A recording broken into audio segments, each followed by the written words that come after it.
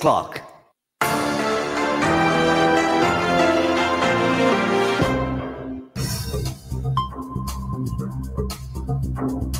Assalamu alaikum. Welcome to another edition of Friday Night Live on Friday, the 2nd of August, 2024. I'm your host, Abdul Akbar, joined in the studio by Zafar Iqbal Saab. Once again, Assalamu alaikum, Zafar Saab. How are you doing tonight? Alhamdulillah. Well, thank you so much for that, Zafar Saab. Of course, we've got an action-packed show for you because it's been an action-packed week, listeners. Can you believe it? With assassinations happening around the world, and of course, just closer to home, stabbings of innocent children. What is happening to the world that we live in? Well, we're going to be examining all those topics and more tonight. And of course, we are joined on this program by a number of very special guests whom I'll be introducing in very, very due course. But of course, we are beaming out to the good people of Luton and surrounding areas tonight, and also to the good people of Sheffield, Nottingham, Derby and Peterborough through our partner stations across the nation. So welcome to all of you. And I want to get some calls in today from all our listeners. And we are going to be playing everyone's favorite radio show, of course, on the airwaves. It is called Guess the Voice. So that's coming up as well. And we've got 3 wonderful new voices for you. And don't forget, the rules are very simple. As soon as you know the answer to the 3 voices, you give us a call on 01582 481 822. So listen out for that in a short while. But today's headlines are quite disturbing, actually, because of course you may have heard about the stabbings, and if you haven't, you've been in a cave, clearly. But this is very, very disturbing. But today, Merseyside police have said they are fully prepared for anyone intent on causing disorder in the aftermath of the Southport knife attack.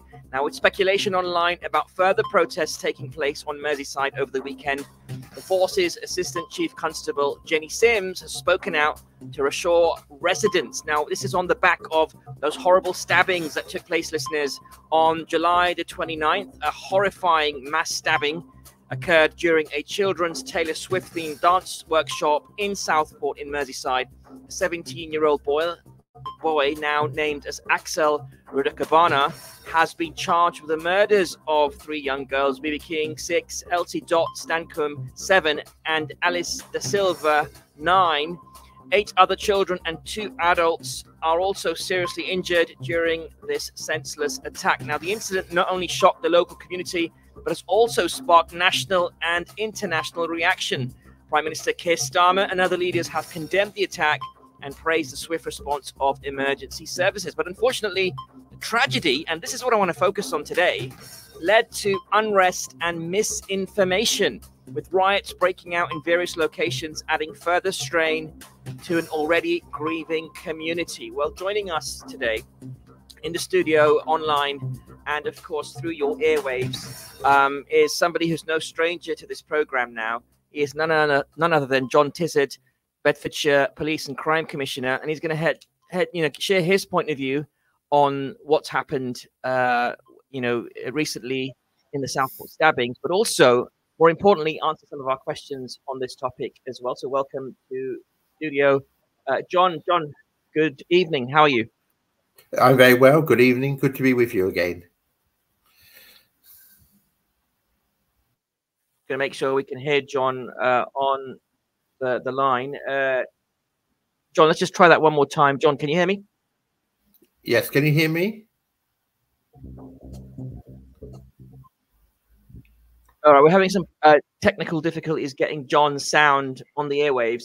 But before we do that, so let me go to you, Zafar Saab. Zafar Saab, before we go back to John and try to figure out why we can't hear him, let me ask you, I mean, what really concerned me was the misinformation. Obviously, aside from the terrible, terrible, terrible inhumane stabbings of those 3 young children, that was, of course, shocking in itself. And I remember my wife and I just watching the news in shock that evening. But at the same time, it was quite disturbing to see that people got up on the back of this and started to effectively blame the Muslim community and immigrants on this. I think we can try and get John back on the line now. Let me try that one more time. John, can you hear me? Sorry about that. Hello, can you hear me? We can hear you loud and clear. That's wonderful. John, over to you, sir, about the situation in Southport. First of all, your reactions to what happened. Well, I think first and foremost, we should send our solidarity and condolences to those who were injured and those who were killed and their families. The tragedy was appalling. And I fear for those I feel for those families.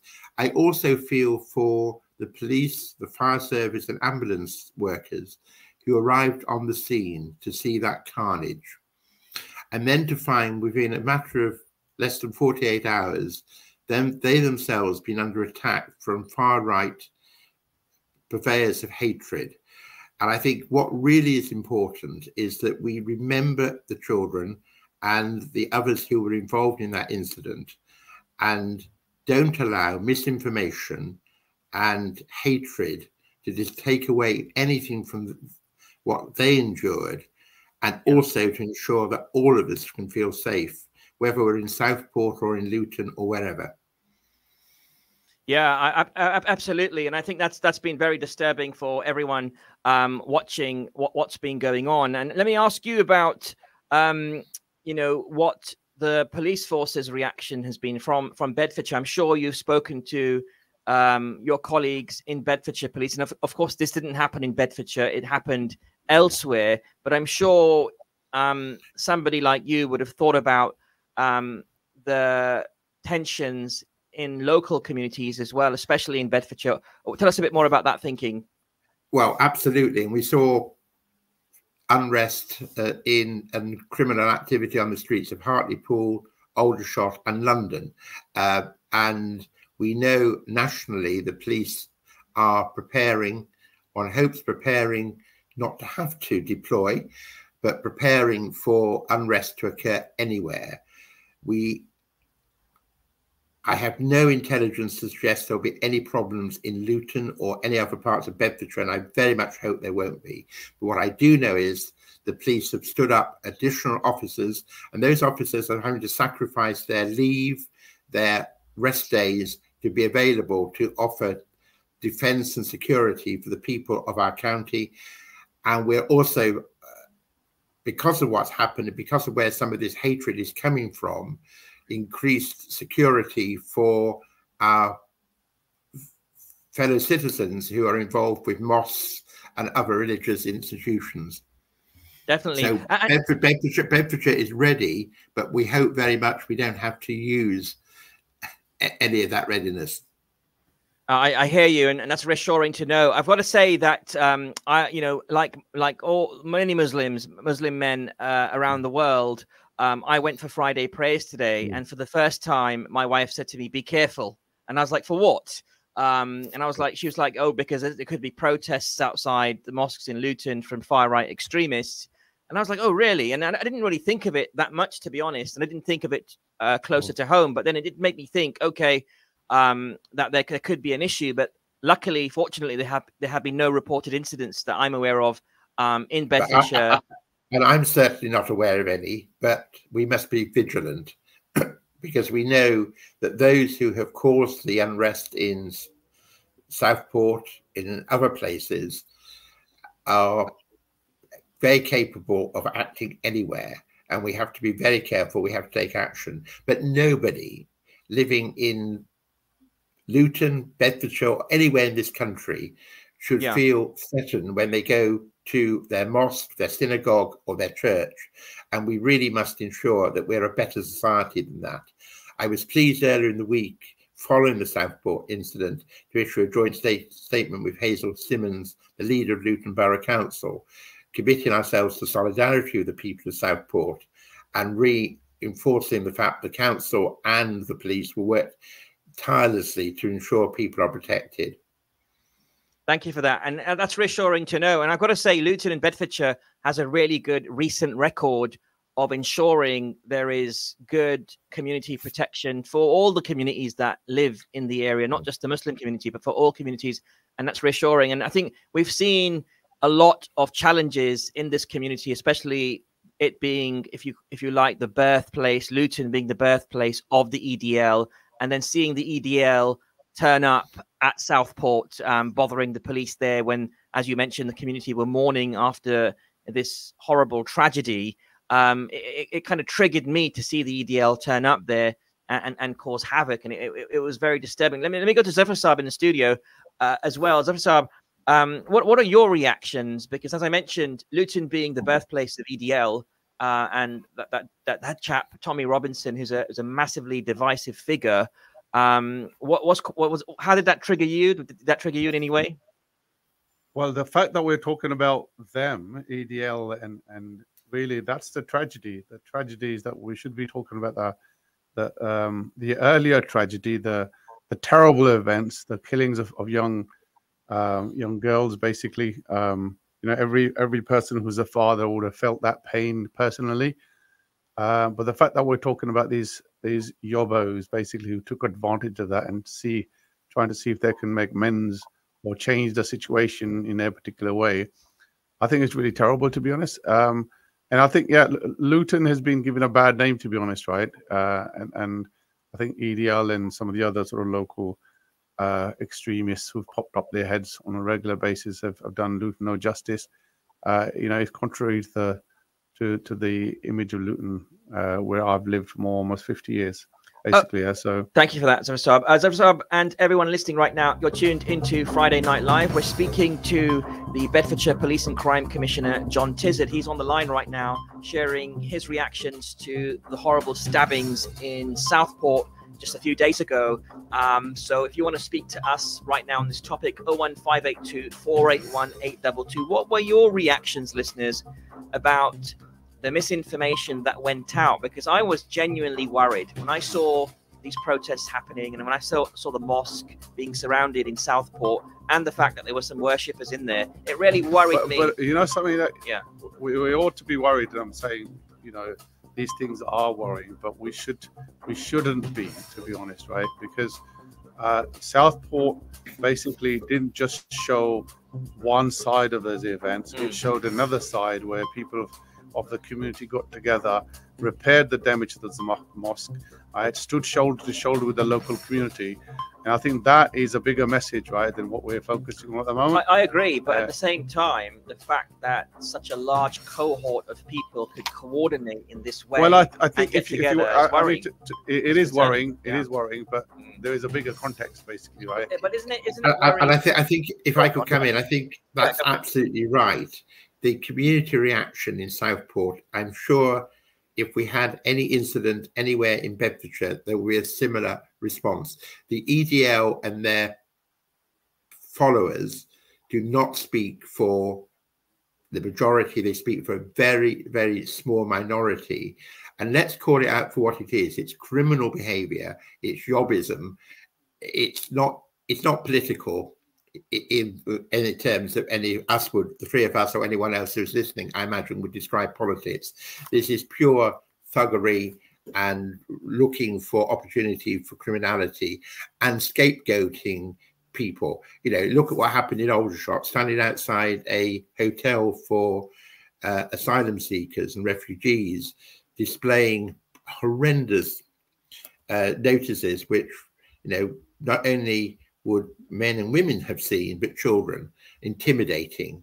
There has no place in our society, and I don't believe the majority of people will give them any credence at all. And I think the Prime Minister was absolutely right to call them out as he did yesterday. Yeah, he did. And I like what he said. And I think he could have gone a little bit further. But regardless of that, let me ask you this, John, if I may, which is specifically around the police's response in Merseyside, because some people are saying that if the police had just come out and given information about this 17-year-old in terms of his name, where he was from, the fact that he was born in the UK and he wasn't an immigrant, the fact that he was from Wales, and most likely it's not clear what religious background he is from, but it seems like he's from a non-Muslim background, so he's not even affiliated with the Islamic faith in any way, shape or form. Could that have been handled a bit differently? I know it's a tricky one for you to answer, but I'm just curious to know your thoughts on that. I think that I would give two answers to that. Clearly, I can't speak for Merseyside Police, but I can say the law says that a 17-year-old who has been charged with a criminal offence cannot be named. He was named because the court decided to lift that, and only the court can take that action. But I just wonder because some of this on social media continues, even though we now know the origin of the suspect. And we must call him a suspect clearly until he's been through the court system. However, you know, it is still being portrayed, and people like Nigel Farage are still implying this is all down to immigration and migration and small boats and the rest of it, which clearly it is not. So whether Merseyside police could not outside the law, but I just wonder if some of the people who are trying to stir up the problems really care about facts. I don't think they do. They just want to promote their hatred. Absolutely. And I think, it seems like Nigel Farage is importing or trying to import American politics, because American politics is very divisive. And they always pick on immigrants. I mean, Trump's card, even for the upcoming November election in the US, is about immigrants and how immigrants are invading the country and raping the women of America, taking the jobs, etc. This is going on for centuries. But it works. Apparently, Trump thinks it works. Otherism works, right? But it's short-lived. Yeah. Right. Because if you play your politics on the basis that you know, you got problem with somebody else, once you're in government, right, then you have to deal with it, right? And then you can't. So this is the stance, right, with Nigel Farage as well. He was against Brexit, basically, against Europe. Basically, he was for Brexit, but he was never there. He walked away. Basically, he was never there to deal with the consequences of exit from European Union. So it's easy for him to say these things, right? But the problem is people who define themselves and their politics based on hate of others have nothing to show for themselves. They don't know what they stand for themselves. They can only basically sort of gather people against opposition to others, and they are short-lived, short-sighted sort of worldviews. And it is, politics. But people are following these views. But let me go back to John very quickly. And John, you've got a massive position of responsibility, of course, within your realm of control of Bedfordshire. And I would say that, are there any learnings that we can draw from the misinformation that came out of the Southport stabbings?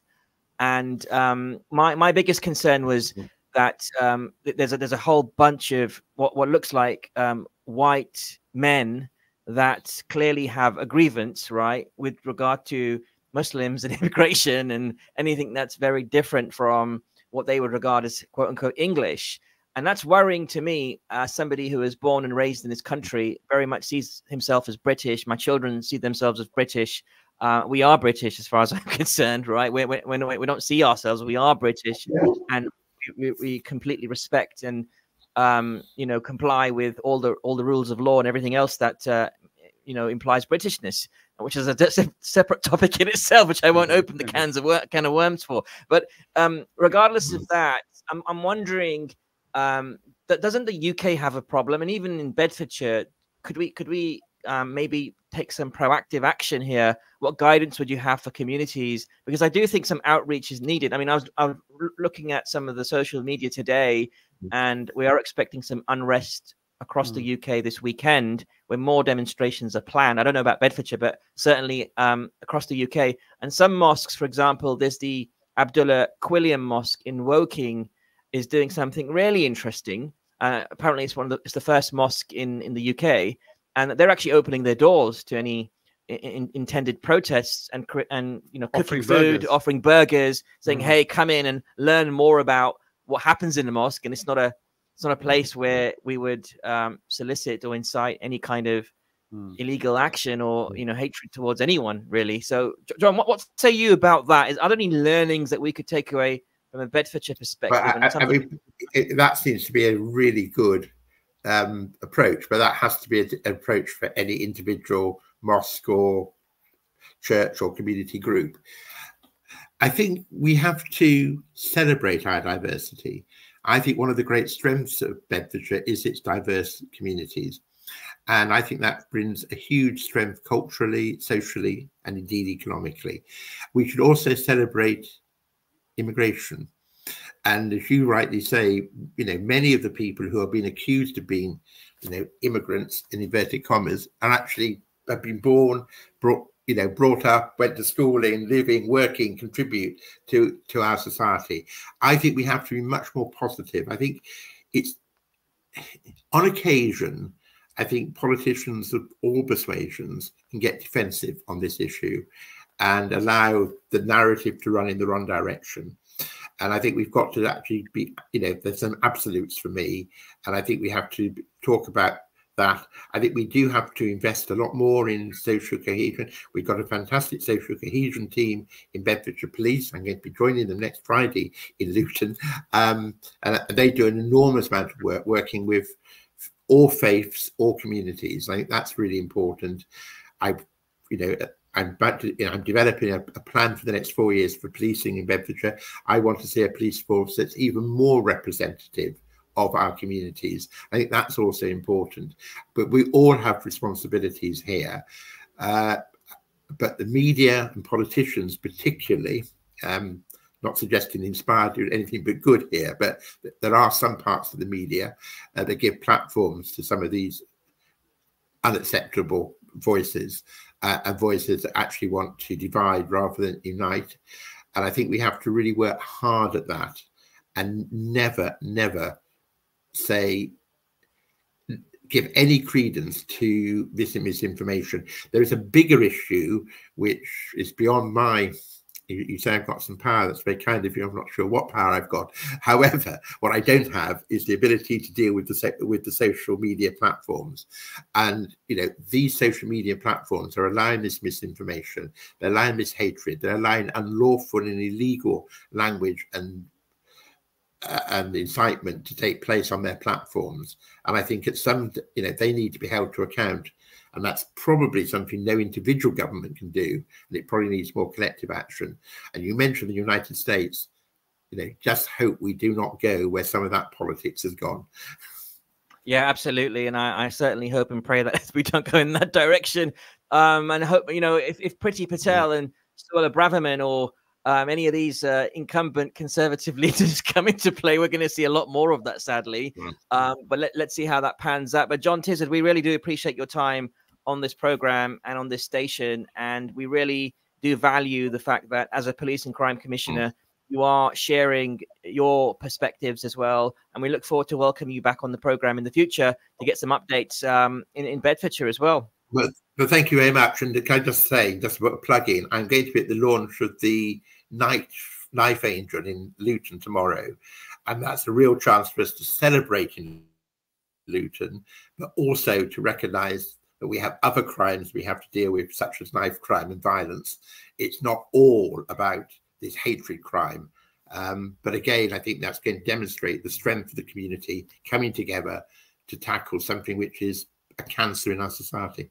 Absolutely. And when is that happening, John? And what time and whereabouts, if people want to join? It's 12 o'clock tomorrow at St George's Square. It's been organised by Luton Borough Council, but I'm very pleased to be attending. Fantastic. There's a month of activities associated with it too. That's wonderful. Great. Thanks for sharing that. John Tizard, appreciate your time. Thank you. Take care. Have a great weekend. Bye-bye. Thank you. All right, listeners, this is Friday Night Live. Me, Abdul Akbar, and Zafar Iqbal. I'll be taking a short break in a couple of minutes, but I've got to say, Zafar Saab, good vibes there from John Tizard in terms of his reactions to what's going on. It is positive to see police and crime commissioners, especially the one in Bedfordshire. He's got a bit of a challenge in his hands, I do think, especially in this community as well. Luckily, nothing has erupted as seriously as it did in Southport. But I do want to see how this weekend pans out and what the police reaction is. I've got to say the police did a wonderful job, though, in Southport. The fact that they cordoned off the mosque, they put their lives at risk, which is what they're part of the job. There was large projectiles flying that massive bricks and blocks and there have been a lot of injuries. Yes, so I have to shout out to the police there. Massive. I mean, we've got to compliment, and anyone, if they have a chance, we should write into Southport Police and just thank them for protecting a place of worship. And they should do the same, whether it's a church, a synagogue, whatever.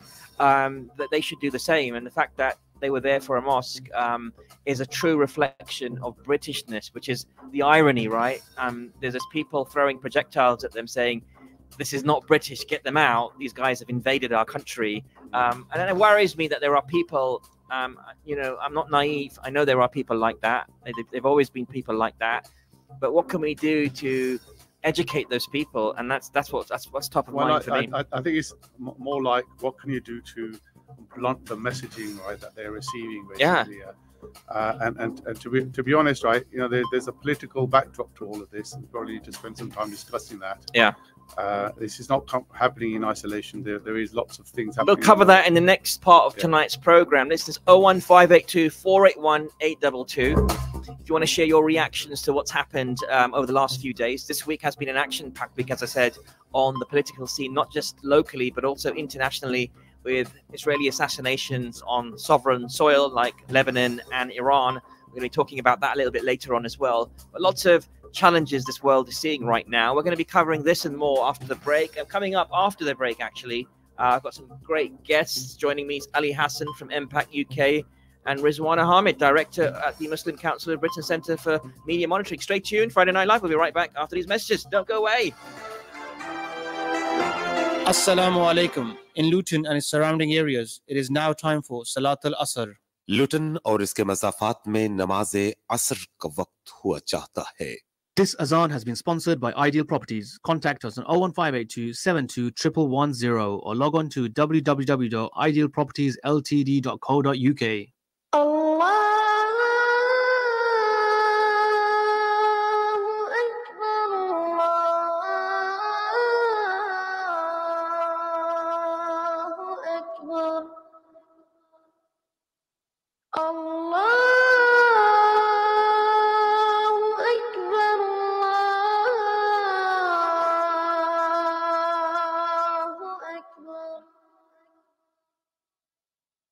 أشهد أن لا إله إلا الله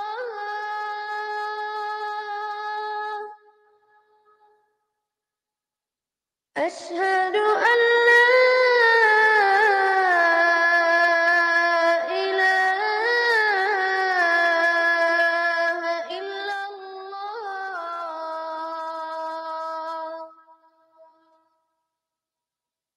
أشهد أن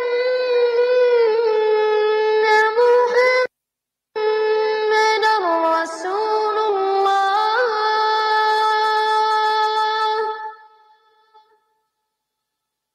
أشهد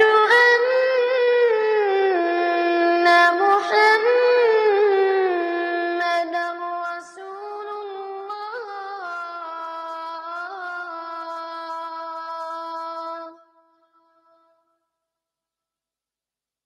حي على الصلاة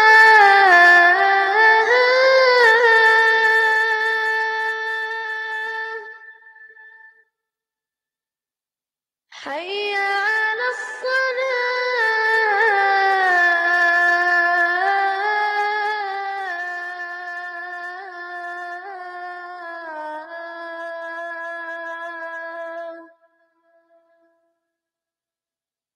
حي على الفلاح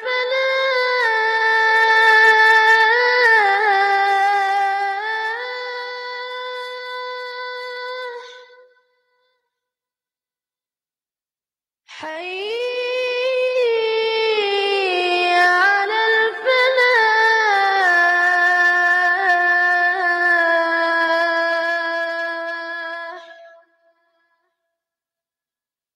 الله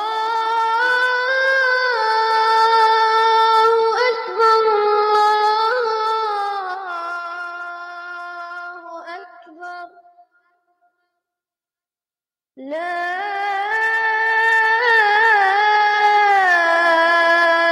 إله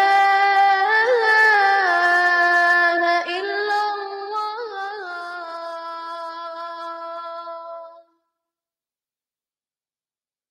اللهم رب هذه الدعوة التامة والصلاة القائمة آت محمدا الوسيلة والفضيلة والدرجة الرفيعة وبعثه مقاما محمودا الذي وعدته إنك لا تخلف الميعاد. Would you like to sponsor the Azan? If so, give us a call on 01582 481810 or email us on info@inspirefm.org.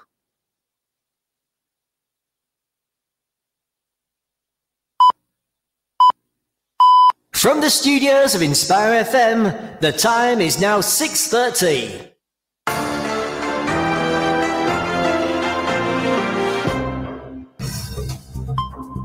Assalamu alaikum. Welcome back to part 2 of tonight's edition of Friday Night Live on Friday, the 2nd of August, 2024. I'm your host, Abdul Akbar, joined in the studio by Zafar Iqbal Saab. We're moving out to the good people of Luton and surrounding areas tonight, and also to the good people of Sheffield, Nottingham, Derby, Peterborough, and the Midlands through our partner stations across the nation. Welcome. Good evening to all of you. Of course, we're talking about the horrible, horrible situation, the mass stabbing that occurred during a children's Taylor Swift themed dance workshop just a few days ago in Southport, Merseyside.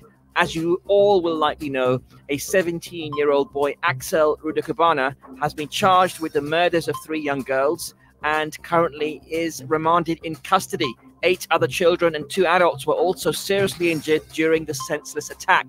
Tonight, we're talking about the reactions of the community, and I'm talking about the whole community, including those with a bit of a right-wing affiliation, a far-right affiliation, and the misinformation that ensued straight after it. Zafar Saab, I've got to say, you know, the misinformation we've been talking about and the fact that all this information came out. I remember I was on X, previously known as Twitter, right? And on X, there was information about the guy's name, something along the lines of Ali Shakabati or something. Ali Shakati, yeah. Shakati or something like that. And seeing that from some, apparently the news feed that was giving that information out had some origins from Russia. So Russia and the one of the promoting websites is based in India, right? So yeah, the one which had the most kind of like hits or most kind of like views or projections or whatever. Yeah. But when I think when the Guardian or one of the other newspapers basically tried to get in touch with that news outlet, yeah, they actually didn't respond. It's probably someone sitting in a corner of the world causing chaos. And look what happened. Yeah, and they managed to try to get hold of another person who's actually busily trying to sort of pass the information on, right? And make it sort of go viral. And they got in touch with him and goes, "Oh, he didn't know, right, whether it was actual or not." Yeah. Oh my God. Well, listen, we've got 2 wonderful guests on the line right now. And listeners, if you are tuning in right now, of course, we're going to be playing Guess the Voice in a short amount of time as well. And that's when you can guess the 3 voices that we play back. And tonight's sponsor, I am delighted to say, is a wonderful restaurant in Luton, Gao Express on Wellington Street. They are a Chinese and Thai cuisine, and they're offering a meal for 2 for the person that can provide the correct answers to the 3 voices we'll be playing back in a short while. And you can call us on 01582 481822 to share your entries, but also give your feedback on this very important topic. How did you feel when you saw those riots taking place outside Southport Mosque?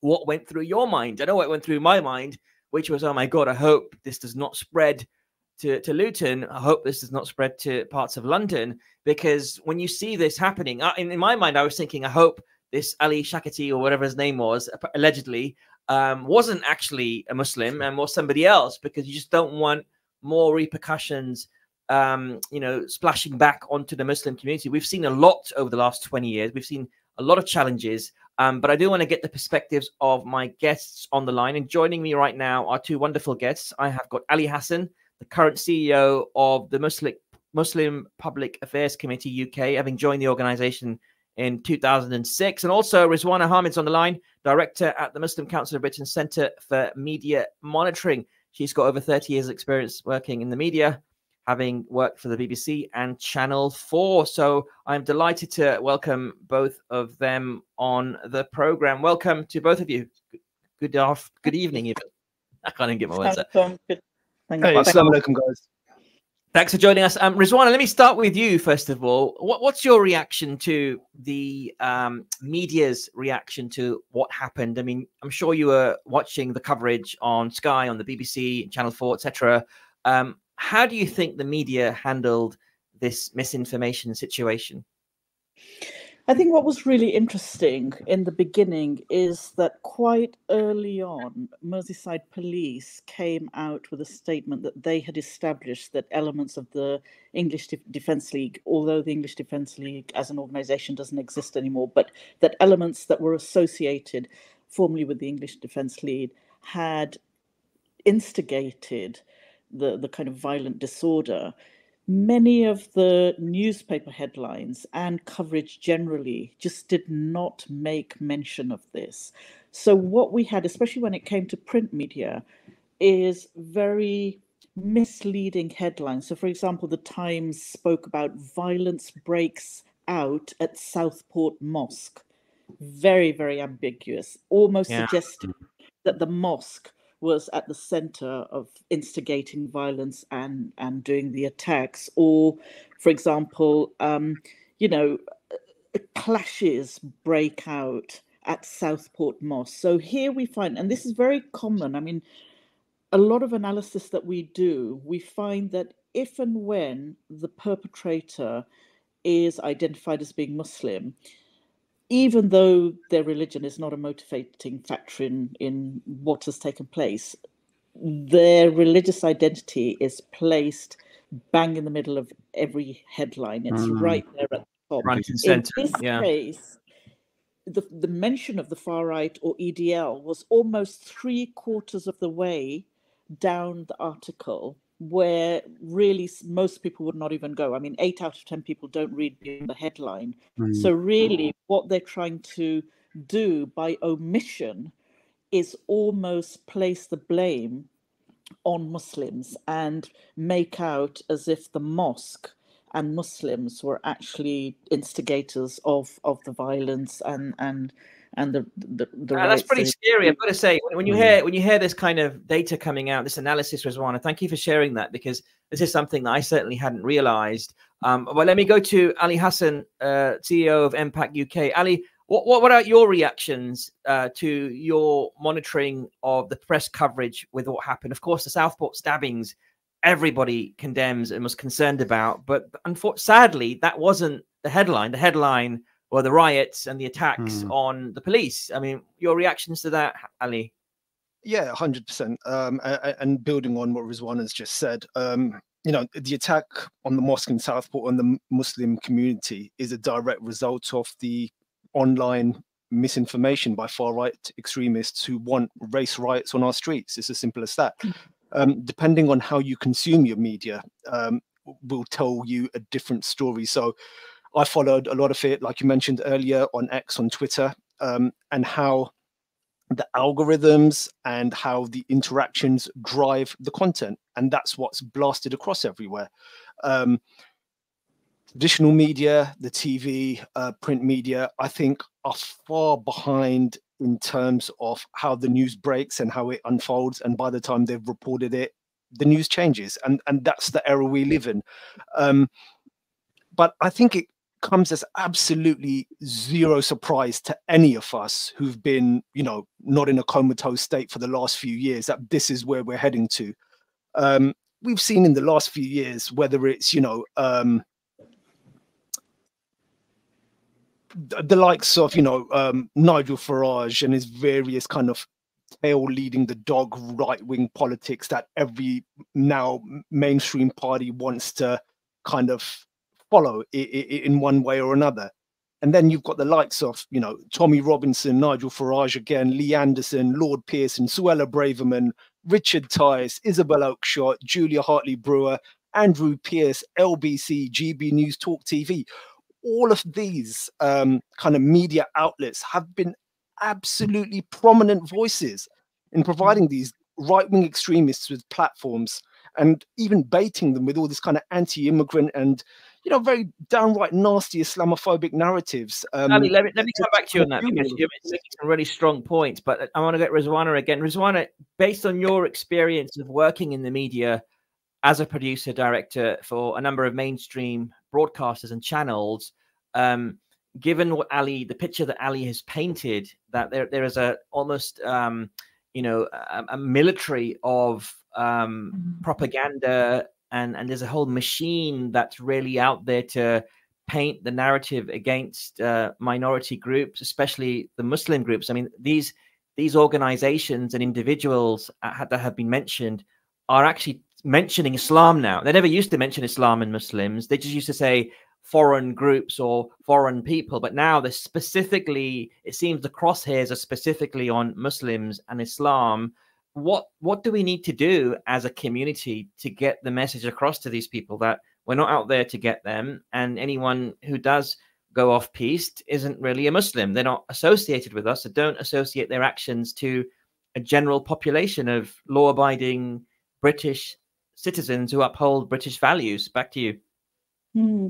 I mean, I think what we should do is more of a matter for public organizations and organizations like the MCB and other representative bodies to come together, just like the Board of Jewish Deputies does, and intervene on a policy level, at senior exec level, in order to be just highlighting just how intrinsic Islamophobia has become within public life, within institutions, within government, and very specifically within the media. I mean, our remit is very much the media.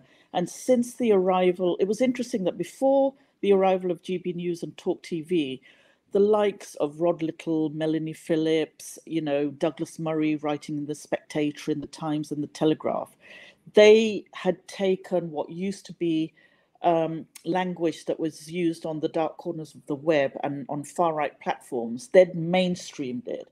But GB News and Talk TV, and specifically GB News, have taken it to another level. We're going to be coming out with a report in October looking at the coverage of GB News, and we've found that almost 50% of the coverage around anti-Muslim coverage comes from GB News. They're obsessed with Muslims and the threat, the so-called threat that they perceive that Muslims have.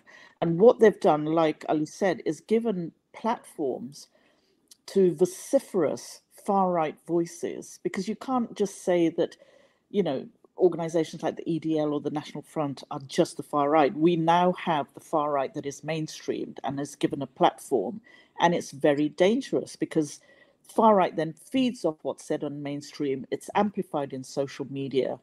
And as we've seen with the use of social media in the Southport incident, is how connected the far right is. It's global, but in Britain as well, it's very connected. And I think this has really shown it's a very frightening situation. I covered the genocide in Rwanda, and I remember the role that it was called Radio Mille Collines played in getting the Hutus to basically target the Tutsis. And it very much feels like a very similar thing is happening here. It's not going to lead to a genocide, but it has the sense of these pogroms. Let's attack who we perceive to be the threat. And at the moment, unfortunately, Muslims and then migrants who they also associate as being Muslims are under attack. And if this is not curbed and curtailed now, I think it's just going to get worse and worse. And the problem is that successive governments haven't dealt with some of the issues that these individuals and organizations and communities are angry about. Muslims and migrants become easy scapegoats, but we know that they have been let down, whether it's on social policy, economic policy, on various levels. I would say a problem there, but it's being weaponized now against Muslims, and no one is really coming out. Okay, Keir Starmer made his statement yesterday in terms of standing up for Muslims, and this is not acceptable. But I don't think there's been an acknowledgement in terms of how widespread Islamophobia is and how dangerous it can potentially become in a very quick, overnight. Yeah. Got it. Thank you, Rizwana, for that. I know you might have to disconnect in a minute's time. I don't know if you can stay or not, but do let me know if you can stay or not. Let me know. Yeah, I've got a few more minutes. I can stay on. All right, really quickly, let me just take that back to Ali. Ali, we've had 14 years of conservative government. How much of that has played a role in the exacerbation of, let's call it for what it is, Islamophobia in certain sections of the media? and the population, has the fact that we've had a Conservative government made things worse for minority British groups, law-abidingly living in the UK? Sure, 100%. I don't think there's anybody out there that could argue to the contrary on that point. Baroness Warsi herself, a true Tory, left the Tory party because she believed, in her own words, that Islamophobia had passed the dinner party test, which meant everyone around the table could openly talk about, Muslims are this and Muslims are that. The government, and her party, and it was running rampant within. So when you have high-level ministers, and they've, quite frankly, there's been so many instances of Tory MPs who've come out with really shocking comments about Muslims, and it becomes, as Rizwana was saying, that we are the othered. We're the other people who now it's acceptable to kind of point your finger to and blame for all of society's woes. At the same time, this shouldn't come as a surprise, because when the Zionists and the neoconservatives openly tell you it's an ideological war against Islam, and they're going to make life harder for Muslims across the board. They've openly stated that. So then how does that manifest? What do you think that actually means? For me, it's a deliberate kind of strategy of tension that we're seeing being played out on our streets today. What about MPAC UK itself? So, I mean, Sure. MPAC's been around for a long time. In my introduction, I mentioned, you joined a good almost 20 years ago, and it's been around before your time. And how involved is MPAC in representing MPAC, not just MPAC, but other Muslim organizations that represent Muslims, like the Muslim Council of Britain, like MPAC? There are various groups. Does everyone just need to come together so that there's a united kind of narrative that's being conveyed to media outlets? Is that happening already? Could more be done from the Muslim side to ensure that everyone speaks with a single, united, strong voice against this stuff? I mean, that works both ways, right? For a long time, the government have always wanted one single person they can pick up the phone to and say, who's the Mufti of Great Britain that's going to speak for all the Muslims? That has a pro and that has a con. We have our own issues within the community that, we don't want a single point, and who actually speaks for us. That aside, we at MPAC, we're always willing to, to work with others who want to share a kind of similar vision and for the kind of betterment and the upliftment of Muslims in this country, to have a more just foreign policy, so Muslims across the world aren't being slaughtered like the way they are in Palestine. We've been operating on a very anti-Zionist platform. It's in our charter. We've been doing this for 25 years now. Anybody who wants to join us in that fight, we're more than welcome to kind of shake hands and do that. But we can't be, what's the word I'm looking for here? We need to understand that, and I don't want to knock my colleague Rizwana here, that we can't just be a friend whenever the government needs it, like the MCB have been in the past. And the moment you become that critical voice, you get sidelined, just after what happened with the Mavi Marva incidents a few years ago. And then all of a sudden you're out in the sticks. And what we're seeing after everything that's gone in Gaza, it's Labour don't have the ear of the Muslim community. So what do? They go and create their own group. I'm sure some of you guys may have seen this, that they're forming a Labour Muslim group full of what you could call lackeys or stooges that'll be told to jump, and they'll say how high. So we can't be, none of us can be seen to be that kind of group. We have to be a critical voice. I hear you. Let me, just to say on that. Go, Rizwana. Just to say on that group, actually, they kind of self-appointed themselves. The government actually and the Labour Party doesn't know about them. And I don't think that's going to go ahead, but it's going to be an interesting to watch. But you're right, it will be hand-selected people who would do that. Rizwana, let me also. Sorry to interrupt you. I didn't mean to speak over you. There's a bit of a lag. But let me ask you this question. We just earlier this week we heard about Anjem Choudhury, the former leader of the banned group Al Muhajirun, being jailed for life and probably may never leave prison alive. He was jailed for a good 28 years in Woolwich Crown Court earlier this week. And of course, this is on the back of the Southport stabbing. So when the layman, who happens to be EDL postured, shall we say, sees this kind of information coming out at the same time, will start to put two and two together and think, okay, well, Muslims are bad, and therefore they are responsible for all bad things that happen in the UK. It's a very simplistic view, but anyone wishing to exercise and amplify their own narrative and agenda will use these against said agenda, right, and in their favor.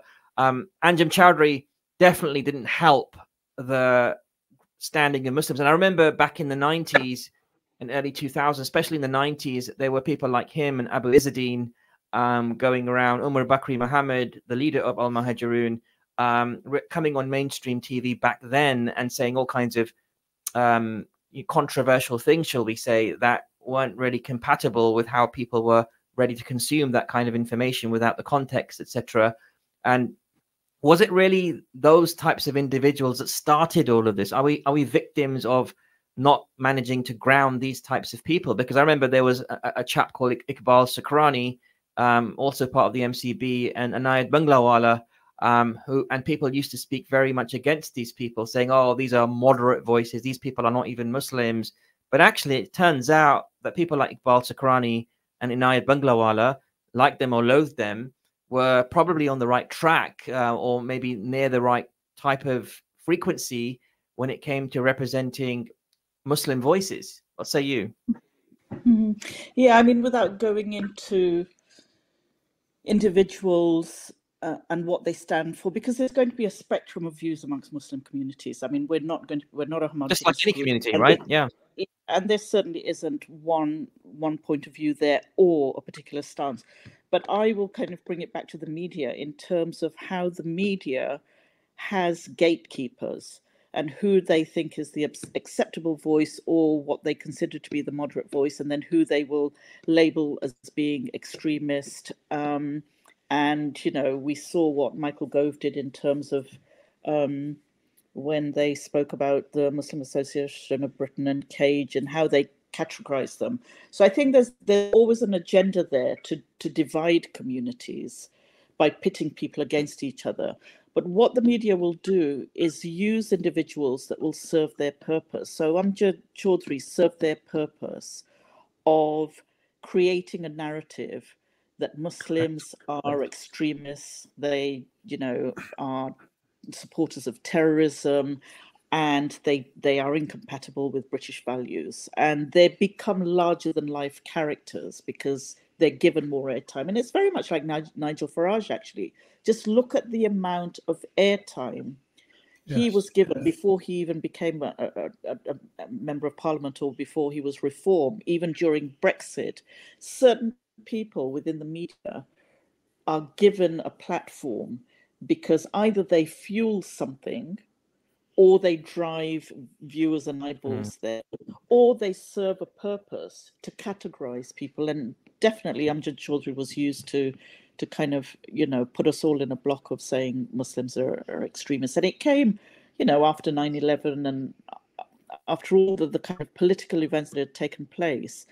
But unfortunately, the situation that we're in now is that we're all labeled as Islamists. It's not even, you can't even define what an Islamist, though in the eyes of the government and the public and the media, I hate that term, Islamist. Yeah, it means extremist, but that term is used for democratically elected governments. It's used for representative, civic organizations, and it's also used for terrorist organizations. So how can you use that term for such a diverse range of people and views and organizations? So absolutely, yeah. We're running out of time. Yeah, sure. Thank you, Rizwana. Amazing insights from yourself and Ali Hassan, but we unfortunately have to leave it there. I know there are people listening to the program right now across Sheffield, Nottingham, Derby, Peterborough, the Midlands, and Luton, of course, and I'm reacting to your comments. And anyone who wants to listen back, you can go on to youtube.com, search for Inspire FM Luton and click on the live tab listen back to the conversation with Rizwana Hamid and Ali Hassan. But let me go ahead and thank you both for joining tonight's program. Would love to have you back in the future, hopefully in more positive times, but I'm not going to hold my breath on that. There's a lot more to happen, I think, in this world before we see some positivity come out. Not forgetting the US elections, which we'll be talking about after the break. But thank you so much, Rizwana and Ali, for joining us. Thank you. For having us. Assalamu alaikum. Take care, listeners. This is listeners, it's Friday Night Live with me, Abdul Akbar, and Zafar Iqbal Saab. Zafar, your very quick reactions to this? Lots of areas covered and touched, to be honest, right? So I think it'd be injustice for us to speak about any one particular area without. Yeah, but a lot coming out there, and it's, you know, in terms of the narrative and the fact that we need to have... Media has a big power, and it's always been used to abuse power, right? And media monopolies exist, and they have their own viewpoints, right? And they will continue to try to use their viewpoints to push on others. And they have been doing quite successfully in some areas as well. Not to say that they are actually, you know, all the time good and useful for society, but you know, that's the beast that you have to live with, really, at the end of the day, and the beast that you have to tackle. Absolutely. Thank you for that, Saab. Well, coming up after the break, we're asking the question: are international relations about to change with the UK and potential US policy shift if Kamala Harris comes into power? Stay tuned. We'll be right back. This program will continue after the break. Continue listening to Inspire FM. Inspire FM. Inspire 105.1 FM.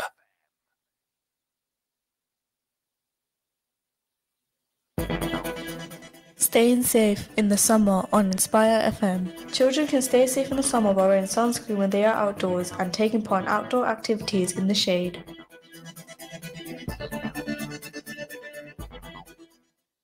A large and elegant wedding and events venue in the heart of Luton, catering for up to 1,200 guests, with a 5-star food hygiene rating, plenty of parking, bridal suite, family rooms and prayer facilities. Crescent Hall's the perfect venue for your wedding, events, parties and conferences. We have some great offers for summer. Contact us to find out more. Call 01582 723386, email bookings@crescenthall.co.uk or search for us online and social media. Crescent Hall Luton. Conditions apply.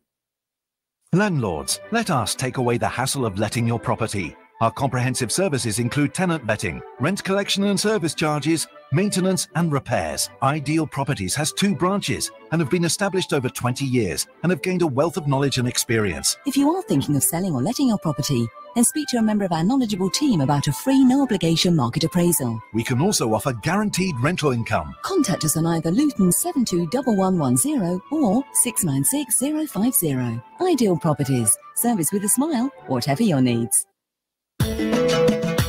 Summer tips on Inspire FM.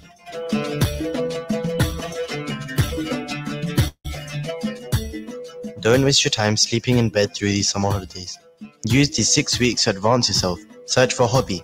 This is your time to try everything and find your hidden passion.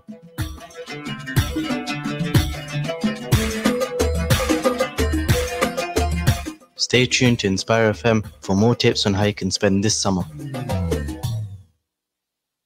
AK Windows South Limited, manufacturers and installers of high-quality UPVC windows and doors, bifold doors, composite doors, conservatories, porches, skypods, fascias, guttering, and much, much more. We specialize in double glazing and triple glazing using the best German profile. If you want quality at affordable prices, AK Windows is the place to go. If your house needs a facelift, you know who to trust. For a free quote, call AK Windows today on 01582 483 777 or visit us at Unit 10E, Britannia Estate, Leagrave Road, Luton.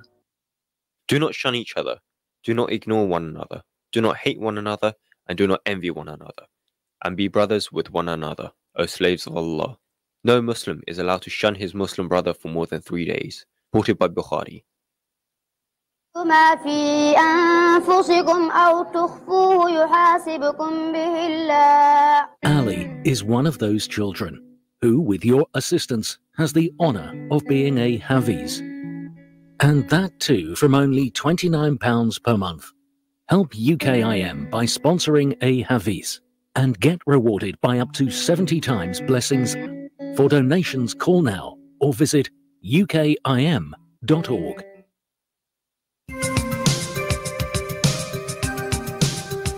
We always want to know how to look after our health or the health and well-being of our loved ones. We always like to know what are the best exercise to adopt, or we want to know how to access certain health services. We address these and many similar health-related queries and advice in the Health and Fitness Show with me, Fahad Mateen, on every Thursday at 6 p.m. From the studios of Inspire FM, the time is now 7 o'clock.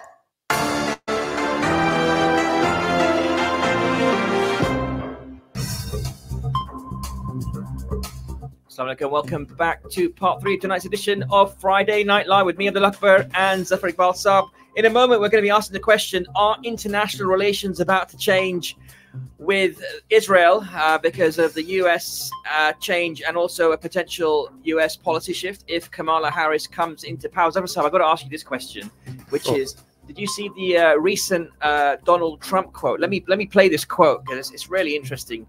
It just shows the thinking of Donald Trump, which we probably don't need to really show, but nonetheless, I want to play this interesting snippet back to you, and it's also part of tonight's guest voice. So we probably won't know what the first voice is, but anyway, the other two voices are a bit more trickier. But check this out. This is what Donald Trump said about Kamala Harris earlier in the week. Check this out. I've known her a long time indirectly. She was always of Indian heritage, and she was only promoting Indian heritage. I didn't know she was black until a number of years ago when she happened to turn. Now she wants to be known as black. So I don't know, is she Indian or is she black? She has always But you know identified what? as a black I woman. respect either one. I respect either one, but she obviously doesn't. Very strange. What did you make of that, Zafar Saab? He's an enigmatic character. You can't. One thing you can't suss him, right? And this is why I think Netanyahu doesn't like him, and he doesn't like Netanyahu. Yeah. It's because he's unpredictable. Yeah. So he's actually speaking to a black audience, right? And he comes up with that. What do you make of that, basically? Yeah. So I think he's either very clever, right, and then saying these things for a really political purpose, right? Or he just says whatever comes to his mind, and he's just a blagger, to be honest, right? It doesn't make sense, does it? There was a bit of music over that, so I'm going to try playing it one more time so we can hear it properly. So let me just try that one more time. Here it comes again. Someone's messing around with my mouse. Give me a second. I've known her a long time indirectly, not directly, very much. And she was always of Indian heritage, and she was only promoting Indian heritage. I didn't know she was black until a number of years ago when she happened to turn. He's talking about Kamala black, Harris and here, now of she wants course. to be known as black. So I don't know, is she Indian or is she black? She has always But you know identified what? as a black woman. I respect.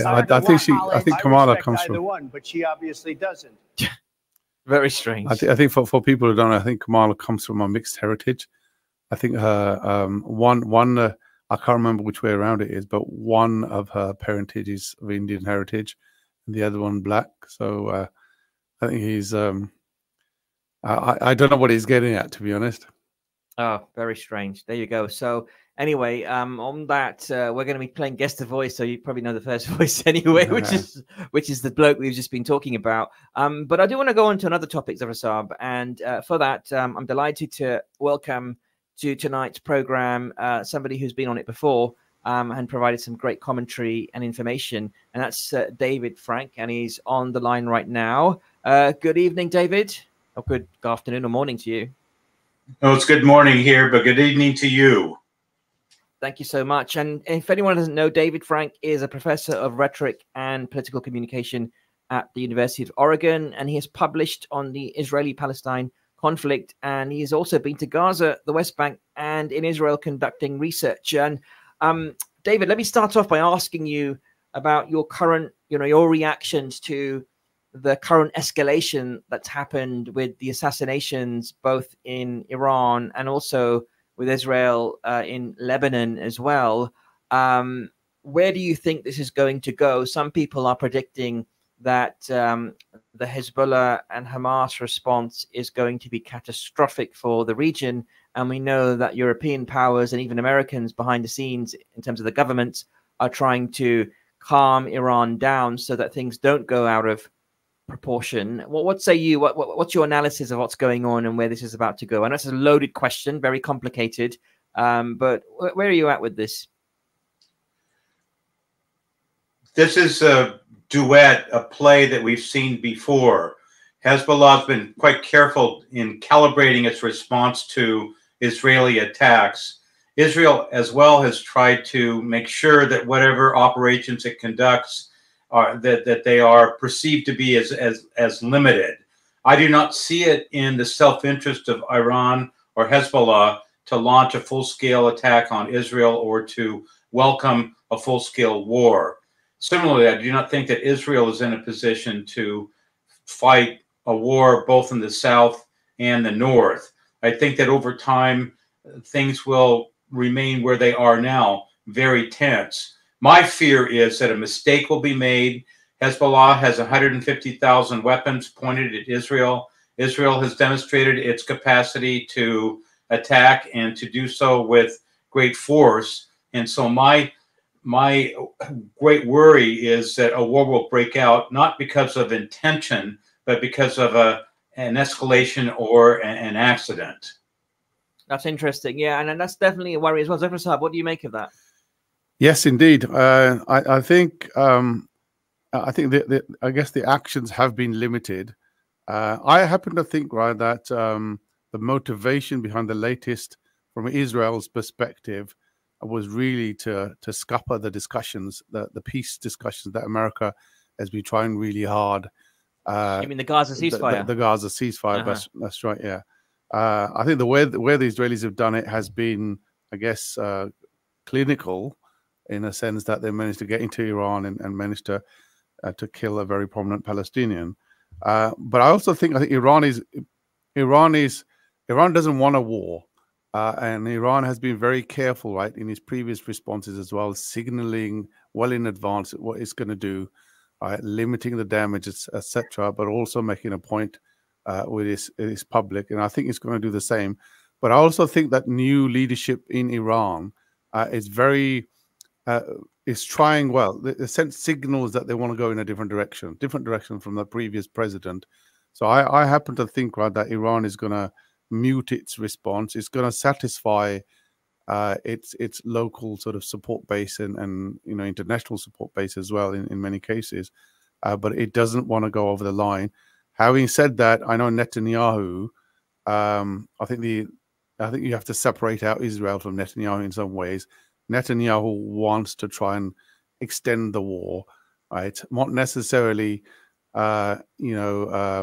widen the war, but he wants to extend it, right, for his own political gains, and I think will continue. That's interesting. Let me take that back to David. David, your perspectives on the Iranian political situation, if you don't mind, because we do, as Zafar Saab mentioned, we do have a new leader in Iran, not supreme leader, but a new political leader, and his ticket, if you like, was to create more of a connection with the West and actually start to compromise with the West and work together with the West. And there's been some commentary online where Israel didn't like that approach and did not want to see Iran getting closer to the West, and therefore tried to, as Zafar Saab said, scupper that attempt as well, potentially. I mean, what's your analysis on that particular dynamic? I agree with both of you that the change in leadership in Iran is critical. And what I would like to underscore is the domestic context in which that change has taken place. The economy in Iran is very fragile, and the people there, I think, are on the brink of their own revolution. And so the new leader, I believe, is seeking a more moderate approach. I also agree with you that Netanyahu has motives to sustain the war because he's under criminal investigation and indictment. And the longer that he can postpone the war, the longer he can remain in power. The Knesset is now in recess for 3 months. And so there's very little chance that his government will fall in the meantime. And so I do think that the assassinations will thwart the efforts to negotiate. Henya, the man who was assassinated, was a member of the Palestinian negotiation team. And so obviously, if you're going to assassinate a member of the negotiation team, that's going to send messages that you're not in favor of the negotiation. So I think it serves Netanyahu's interest to sustain the war where it is. I think it's in Hezbollah's interest to sustain the conflict where it is. And I believe, as you do, the two of you do, that the new leadership in Iran will want to tamp things down. They may still engage in public rhetoric saying that Israel is evil and that they're on the brink of attack. But I think as a pragmatic policy, they will keep the guns in the holsters. Yeah, I can see that happening. But if also going into the mindset of Netanyahu, which I know is probably an impossible thing to do, but as an outside observer, in terms of his mindset, if I was Netanyahu, I'd be placing all my bets on a Trump presidency, because, wow, if Trump came into power, I would know that that would solidify my opportunity to stay in power as well, and also probably prolong the war and get further American support, because Trump equals more support for Israel as far as Netanyahu is concerned, and maybe even the mainstream Israeli electorate is concerned.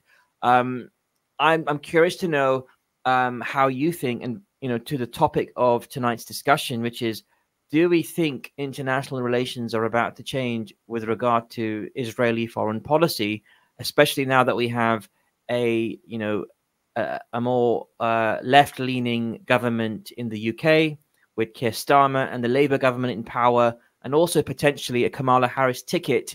And what really interested me about Kamala Harris, because I don't think personally, and this is my own belief, Kamala Harris is of presidential quality, not because she's a woman or anything like that, but I don't see her as an amazing leader. I don't see her as an amazing speaker. I think she's very average in terms of the quality that she portrays. She is no Barack Obama, for example. If you look at Biden in his heyday, he was amazing. I don't think she's as equivalent to that. That's just my opinion. However, what turned me around regarding Kamala Harris, and maybe this is true in terms of her reputation, is I didn't know enough about her. But when I saw her speech after she had spoken to Netanyahu and after she had had that quote-unquote frank conversation with Netanyahu, I did start to change my attitude towards her, especially when she said, okay, fair enough, America will always support Israel and its right to defend itself, etc., etc. And then she said, but the way it defends itself matters. That was point number one. And also the fact that she covered the suffering of the Palestinian people and the fact that she won't let the world go numb to that. No other sitting or former American president has described the situation like Kamala Harris has. Your reactions to that, David, is this a significant shift to American foreign policy? Will we see any change, or will foreign policy stay the same regardless of who's in power, which is what many people think? Well, my first response is to make sure that listeners know that you're not paying me any money to be on this program. And I say that because I think you offered a quite astute analysis of Harris, because many people in America were perplexed by Harris because she ran an awful campaign in 2020, and she's been relatively invisible as a vice president. And so many Americans arrived, as you did, with the conclusion that she was not ready for the presidency. I've also observed that a number of Americans have made that kind of turn that you have, not only because of Harris's April 2nd comments that you referenced about making sure that we kept the suffering of the Palestinians in the foreground, but also because she's been quite good on the stump. My sense is that she is a 59-year-old, well-educated woman. She ran a very bad campaign in 2020, and that people can improve. So between 2020 and 2024, she served as Biden's vice president. As such, she was in a situation room, witnessing the conversations and arguments that took place about foreign affairs. She listened, and I think she has evolved as a human being. And it's a good sign that you and others are willing to challenge their preconceptions to make sure that the judgment that we are making about individuals at the moment is consistent with who they are at the moment and not who they were 4 or 5 years ago. I agree with you that I think Harris would enact a much more, or at least a more humane foreign policy. There are, I think, some quite crass domestic pressures on her as well. She needs to win the state of Michigan. There are a number of Muslim Americans in Michigan that were going to sit out this election because of Biden's embrace of Netanyahu. And there are key Muslim voters in the 7 swing states that she needs to secure. And so there are some good pragmatic reasons for her to do so. 2/3 of American Jews vote for the Democratic ticket. And I know a number of American Jews that are outraged and horrified by the images that we are receiving in America of the 39,000 Palestinian children, women, and men who are being subjected to a genocide that is paid for by American taxpayer money. And so I think she's going to be sensitive to those issues, and she will be a far better president, in my judgment, than Trump. Trump, on the other hand, is so erratic. I'm not sure Netanyahu is looking forward to a Trump presidency because he can change his opinion every day, and he bends the will of the last person with whom he's talked. And he's had some disagreements with Netanyahu, and so I don't think Netanyahu is looking at the outcome of this election with great pleasure. I think he's just trying to survive day to day, doing whatever he can to stay in power, prolong the war in Gaza, and to secure his raw grip to power. Yeah, interesting stuff. Zafar, what's that? I think Netanyahu would worry more about Trump than he would about Kamala, in my opinion.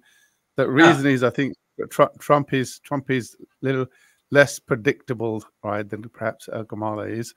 But I think the other thing is I think Trump will hold Israel to account for the excesses. It would actually more successfully, I would say, than Kamala would be managed to sort of browbeat Israel into sort of containing its war efforts, etc., and broadening it in other spheres. Having said that, I mean, in the past, he's been very supportive of Israel. His son-in-law has been the ambassador in the Middle East, and it was responsible for the Abraham Accord, etc., and bringing UAE into the kind of like the recognition of Israel, etc. So I think there'll be overtures in that direction. But when it comes to war and fighting, etc., I think Trump will be able to, I think, enforce his will more forcefully, I would say, right, than Kamala would. Okay, interesting there. Never a dull moment in the world of US politics. And, David, probably there's less than 100 days to go now. And I think Kamala Harris is probably raising a lot of money as well now. I heard that after Biden said that he'll no longer stand, and, he came out and endorsed her straight away. The Clintons came out pretty much straight away. But there was a bit of a delay between the Obamas and the Clintons coming out and endorsing Kamala Harris. And some people were saying that's because maybe Michelle Obama was thinking about her presidential aspirations potentially. What's your interpretation of that? Do you think Michelle Obama, if she did come and stand at some point, would be a viable presidential candidate? Because she has a big following as well. She does, but there's no evidence that she is interested in becoming president in the short term, at least. I mean, I think she's well educated, she's smart, and she's been able to experience the presidency up front. I think that I think Clinton and Obama waited because they are the senior figures in the Democratic Party, and they were waiting for others to endorse her before they stepped in. That's kind of the ritual of American politics, that the elder statespersons will wait. So you heard Nancy Pelosi and others wait until there was significant evidence of support for Harris before they waded in to endorse. Interesting. Well, there you have it. Let me go ahead and thank you, David Frank, for joining us once again on this program and sharing your excellent analysis. Really appreciate it. Thank you so much. Thank you for having me back. Appreciate it. Thank you so much. Have a great weekend. Take care. All right, listeners, this is Friday Night Live with me, Abdul Akbar, and Zafar Iqbal Saab. Of course, we're beaming out to the good people of Luton and surrounding areas tonight, and also to the good people of Sheffield, Nottingham, Derby, Peterborough, and the Midlands. Zafar Saab, amazing there. What an interesting insight there from David once again. It is, and I hope that wasn't a plug, right, to get some money off of us, because that's not going to happen. You mean for the Democratic ticket? No, I mean for the actually coming on the show, right? Because a lot of the people come on the show, including myself, right, free of charge. David is a full-on commentator, and he's happy to join us, I'm sure. But we've lost him now. But I can see he's smiling still in the waiting room. I'm sure he is, and we're really grateful for his commentary. To be honest, we will pay him through views and impressions. Absolutely. Wonderful. Indeed. That's excellent. I don't know what my producer's doing here with the background music, but it seems to be going nuts, and it's probably my fault that happened, because I messed around with you pressed another button. You pressed another button, right, which you didn't know. Well, I've got to say, Inspire FM is doing an amazing job here. Of course, we are going out through our partner stations across Sheffield, Nottingham, Derby, Peterborough, but we've got an amazing new setup here in the studio, and like all new setups, we can have a few teething issues, especially when the presenters don't know how to use the equipment. So I'm going to work on that. And they insist on pressing buttons, which they don't know what they're for. Absolutely. I mean, me, when it comes to buttons, I can see my producer having a go at me now. But let me skip that, because I want to quickly go on to Guess the Voice. All right? Guess the Voice. Guess the Voice, that's right. This is the amazing part of the program where you can actually win a meal for two, folks. Guess what? Meal for two. We're going the Gow Express. There's no other program on radio that will go from serious politics to winning a meal for two, right? At a Chinese restaurant in Luton. Okay, this is the only halal one. Chinese. This is halal Chinese. Absolutely, we've got to add that in as well.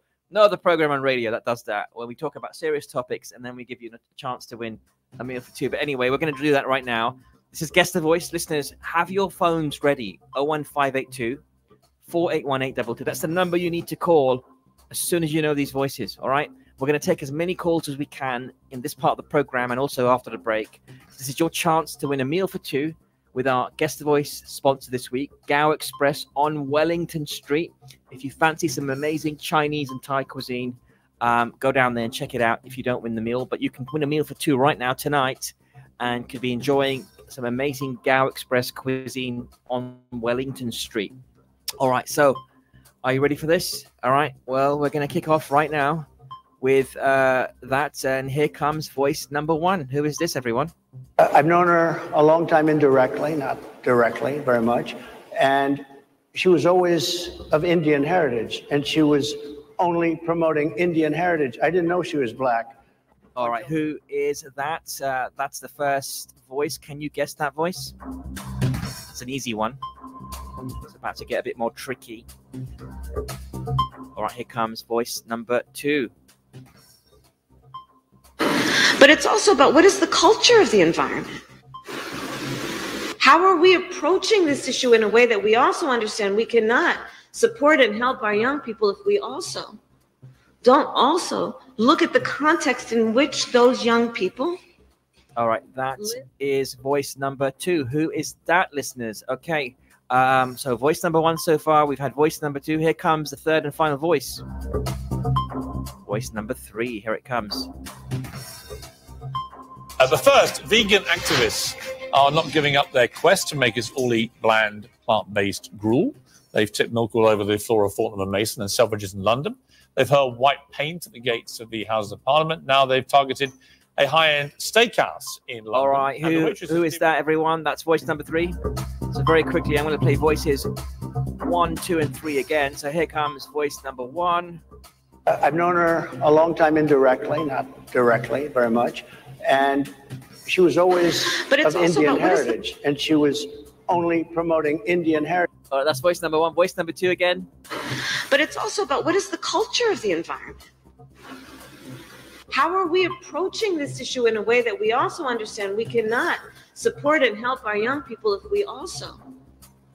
All right, that's voice number two and voice number three. The first, vegan activists are not giving up their quest to make us all eat bland, plant-based gruel. They've tipped milk all over the floor of Fortnum & Mason and Selfridges in London.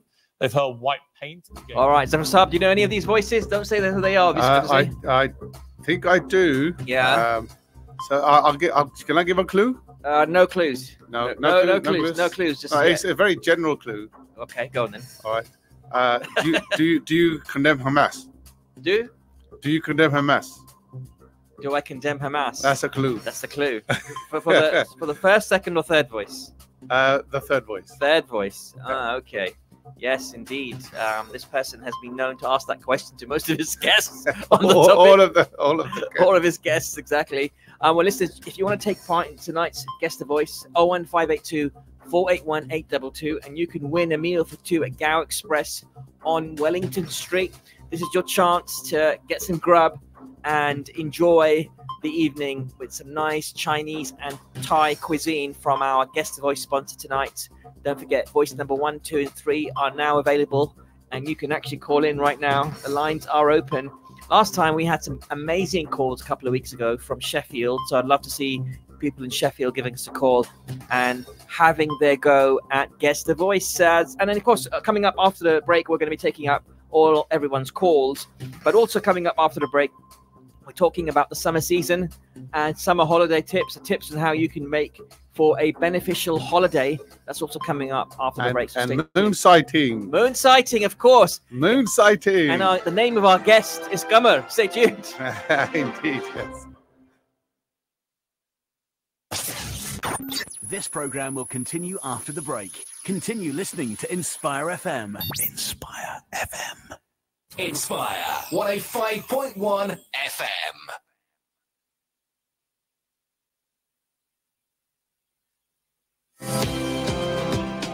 And when we ask Allah, Allah allows us indeed, and He requires from us that we do whatever He has placed within our capacity to do to achieve what we believe is beneficial. Do you have a legal problem? Are you trying to settle a family member? If so, then contact M&K Solicitors. M&K Solicitors are a leading local firm specializing in immigration, family, personal injury, clinical negligence, civil and property law. Our solicitors have over 20 years' experience and are recognized internationally. Our success rate speaks for itself. Take advantage of our free consultations for your first meeting. We also give free advice on Friday. No appointment needed. That's right, free legal advice. M&K Solicitors. Call 01582 732 503. Holiday tips from Inspire FM.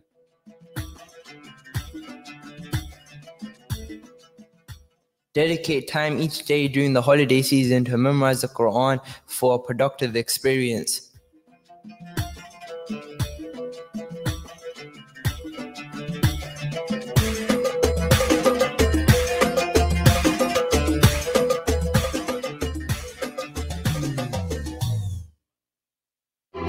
Times have you needed urgent medical supplies but don't know where to go? At Harris Pharmacy, we take pride in delivering a high-level healthcare to our community. This is why we have services such as private one-to-one consultation, free prescription ordering from GP and delivery to your home, mobility aids such as providing wheelchairs and many other items for everyday use. Call us today on free phone 0800 458 2850 to discuss your medical needs. We are open from 9 a.m. till 7 p.m. Monday to Friday and 9 a.m. till 4 p.m. on Saturdays. Harris Pharmacy, 165 A/B, Dunstable Road, Luton. Attention drivers! Need new tyres? Ranger Tyres has got you covered with our tyre fitting service. Plus, our mobile tyre fitting brings the shop to you. But that's not all. We offer MOTs, wheel alignments, vehicle servicing and repairs, TPMS diagnostics, and replacement batteries, exhausts, brakes, air conditioning regassing, and number plates. Call 0800 999 2123 or visit rangertyres.co.uk for bookings. Ranger Tyres, the one-stop shop for all your vehicle needs. Greystone Solicitors are committed to protecting your rights and fighting your corner to ensure you get the best possible results. Specialising in immigration matters, employment issues, family matters, personal injury, medical negligence, civil litigation and housing. Need help with your immigration problem? Greystone Solicitors provide free immigration drop-in clinics every Friday. Call Greystone Solicitors today on 01582 343 453 or visit us at 275 Dunstable Road, Luton, LU4 8BS and and begin your journey towards justice today. Losing a loved one, especially a mother or a father, could mean losing access to safety, education, and shelter. We here at Crisis Aid believe that children in the world deserve a better chance at life. Your small donation can influence a big change. Donate today. www.crisisaid.org.uk/orphan fund, or call our donations line 0333 305 5000.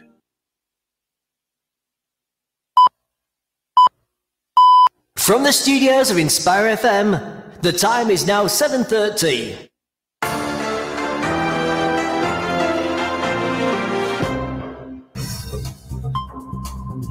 Assalamu alaikum and welcome back to part 4 of tonight's edition of Friday Night Live with me, Abdul Akbar, and Zafar Iqbal Saab.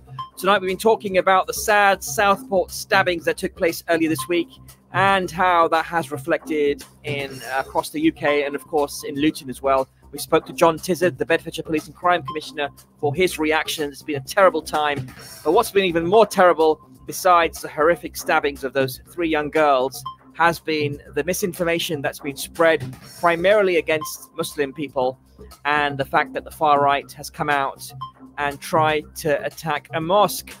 And sadly, Zafar Saab, it sounds like more of them are maybe mobilizing this weekend. I mean, what do we know so far about the weekend protests that could be taking place? Yeah, I understand there's quite a few places. I think that some sources up to 9, some say up to 20 protests across the country. Is that far right protest? Far right protests, basically, as well. But there is a big planned pro-Palestine march, which was planned some time ago, central London as usual, and then usually draws huge crowds, basically, which dwarfs these right-wing protests.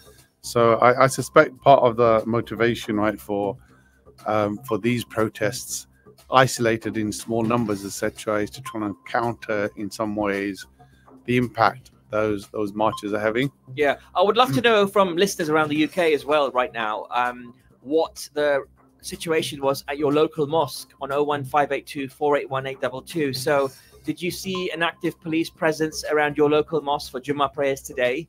Because I'd be very curious. I mean, Zafar, did you see anything in Luton? No, not the masjid I went to be honest. Right? Okay, so it sounds like there wasn't much of a response. I would have expected there to be, but maybe I've seen communications from the police which indicate that they had actually sort of increased the patrols. Okay.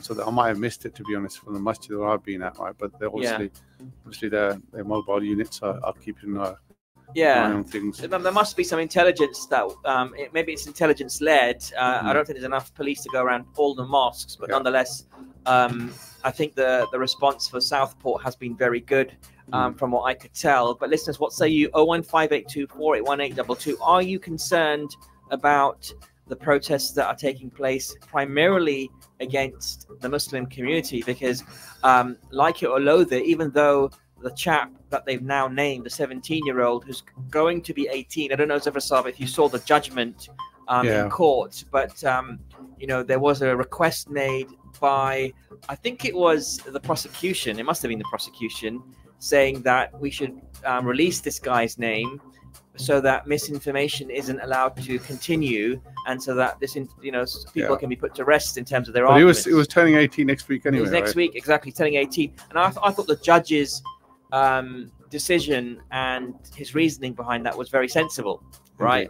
He's 18 next week. We might as well just call it out if it's going to. Well, no, I think the defense argument was a little bit weak. They said, what were they saying? Yeah. Well, they were saying it's to protect the family, but which family? His mum and dad. His family. That's right. Okay. Yeah, his family. Yeah. But to be honest, right, any criminal, right, when they get convicted, their families do bear the brunt of their actions. So whether it was 17, 18, 20, 100, doesn't make any difference, right? Their families are going to be scared and they're going to be in hiding. And do we know, I Because if you go onto Google and you type in the guy's name, you know, his Rwandan name is, you see that people are searching for religion next to it because everyone wants to know this guy's religion. Do we have any more information about what religion No, he religion. was? Religion. He is? Officially, religion wasn't released, basically. Yeah, because that could cause issues for other communities as well, not just the Muslim community, which was implied at the time. Yeah, but I guess if a person doesn't declare their religion, right, how would the police actually ask that question? How legally? Yeah. What grounds would they ask that question, to be honest? Yeah, I mean, it's not relevant, is it? I mean, we would say it's not relevant, but when it happens to be a Muslim-sounding name, it suddenly becomes relevant according to the newspapers anyway. Then they find a way to actually expose it, either using a name or some sort of a phrase. But the name Axel Radicavana, which is his name, Axel Radicavana, that doesn't sound like an Arabic we could speculate. name. We could speculate like Axel. I've never heard of a Muslim called Axel. That an Arabic origin name from Axel. I've known more German Axels than. I know Axel Foley from Beverly Hills Cop, but that's the only Axel I'm aware of. Anyway, this is 01582481822 if you want to comment on this topic. We know all the competition. All the Gow competition. Express. I want to win a meal for two at Gow Express, but I can't take part because I'm connected to the program, of course, and I'd be severely biased. Even though I could get members of my family to call in, which I'm not going to do because that would also be horribly against the violations of the the ethical rules. Absolutely. Ethical rules. We all care about those. Absolutely. Well, listeners, let's just play the voices again. Guest voice. If you can guess the following three voices, 01582481822, and you're going to win a meal for two. Can't go wrong with this. All right, here comes voice number one. Let's see if you can guess this voice. I've known her a long time indirectly, not directly very much. Who is that? And she was always of Indian heritage, and she was This comment is hilarious. Indian heritage. I didn't know she was black until a number of years ago when she happened to turn black, and now she wants to be known as black. So I don't know, is she Indian or is she black? She is always identified as a black. All right, so who is that? That's voice number one. Here comes voice number two. But it's also about what is the culture of the environment? How are we approaching this issue in a way that we also understand we cannot support and help our young people if we also. All right, that's voice number two. Here comes voice number three. Can you guess this third and final voice? The first, vegan activists are not giving up their quest to make us all eat bland, plant-based gruel. They've tipped milk all over the floor of Fortnum & Mason and Selfridges in London. They've hurled white... All right, so can you guess those voices, listeners? We're playing Guess the Voice, of course. Can I give another clue? You can give another clue, but I want to see if there's any calls, first of all. 01582 481 Two of those people we've talked about today. Absolutely, two of those people we've talked about. Voice number one and voice number two. That's easy. Easy. I reckon people are struggling with voice number three. So voice number three, here it comes one more time. Can anyone guess this voice? The first, vegan activists are not giving up their quest to make us all eat bland, plant-based gruel. They've tipped milk all over the floor of Fortnum & Mason and Selfridges in London. They've hurled white paint at the gates of the Houses of Parliament. Now they've targeted a high-end steakhouse. So clue for that is he likes to say, do you condemn Hamas? Exactly. Absolutely. 01582 481 822. I'm going to give away a meal for two for anyone who can give me the three complete correct answers. Can you guess the voice? First voice was very, very straightforward. I'm going to just play it one more time because I'm really surprised no one is calling up and giving me these three voices. Here comes voice number one last time. I've known her a long time indirectly, not directly. But... That's an easy one. Here comes voice number two. But it's also about what is the culture of the environment? How are we approaching this issue in a way that we also understand we cannot support and help our young people if we also. Okay, and here comes voice number three. The first, vegan activists are not giving up their quest to make us all eat bland, plant-based gruel. They've tipped milk all over the floor of Fortnum & Mason and Selfridges in London. They've hurled white... Okay, those are the voices. So can you guess the voice? 01582 481 822 to win a meal for two at Gow Express, an amazing Chinese and Thai cuisine on Wellington Street. Have you been down there yet? Gow Express. I haven't to that particular restaurant, but it's been there quite quite some time. Yeah, I heard they do very nice Oriental food. Yeah, indeed. There you go. So I'm surprised nobody is calling up. I wonder if our phone lines are working. I wonder if the tickets are given away to one or two of the guests or presenters here on our show. Absolutely. But anyway, whilst we invite those calls, I do want to go on to our next topic, which is also pretty interesting. And it is about summer holiday tips. And in 5 minutes' time, we're also going to be talking about moon sighting as well, which is another very interesting topic. We'll talk more about moon sighting in a bit. But let me ask you about your summer holiday tips, Zafar. What say you? Holiday tip? Summer holiday tips. Not down the great. Zafar, summer holiday is basically going to Pakistan. No, actually, I'm going to another sunny Muslim country this time. So. Oh, really? You've upgraded? Upgraded, yes. Would you care to share where you're going this time around with the rest of the world? Should I? I'm going to Turkey. MashaAllah, Turkey. Yeah. That's very nice. I'm told southern Turkey, place called Fatihi. Oh, right. I'm told it's very good. Is that right? And do you have any tips as you pack your bags for that upcoming vacation? Well, I whenever I travel, I have a standard packing list, right? So and I don't have to sort of think about what else I need to take with me or not. Consult that list and that's it, packed and done. There you go. So what is on that list? That's what I'm trying to get out of you. Come on, mate. What you get details? Oh, I'm looking for summer holiday tips here. So what are your summer holiday tips? So all right, let's ask you this question. How do you get the best rate for your currency conversions, for example? What do you do for that? Right. So to be honest, I've been to Turkey previously as well. Mm. And I think we had an electronic card where you could put money in and you can take money out, etc. One of these international ones. Yeah. I wouldn't name names of it, right? Mm-hmm. And then we use that basically. So you get the best currency conversion for that, do you? You get the best rates for that. But having said that, right, I used my normal Barclays card as well. I was thinking I'm going to get whacked, but I didn't get whacked. Okay. So you mentioned you said no names, but you mentioned a certain brand there. Oh yeah. Sorry. All right, fair enough. The reason I didn't mention any other name because I think that might have gone bust. That's why. Is it? Because I know that a lot of banks these days offer kind of commission-free conversion. They don't charge you an extra fee if you transact in a foreign currency on your debit card. Yeah. Which is nice. But I heard they make money from the conversion rate then, so they don't give you a favorable rate. I think if you can, so there are some apps, money transfer apps. Yeah. Right, which some of them have offices around the world, basically, right? Yeah. So they offer basically really, really good rates, and the thing is, you've got control. Then you don't have to take large sums of money, right? Yeah. So what you can do is go there and then send yourself money, so to speak, and then pick them up. Yeah. And then you get a good rate, but you only get them as much as you want. That's interesting, and I personally, this is my experience about currency when you're traveling, is I've always taken cash, which is a bit risky because it can get stolen or can get lost. It's never happened to me, but I know it can happen. But I personally take cash and convert it in a non-touristic area in the destination country. Yeah. And I find that you often get the best rate locally with cash, and not necessarily doing it electronically through any kind of means. Obviously, that's not always possible for people.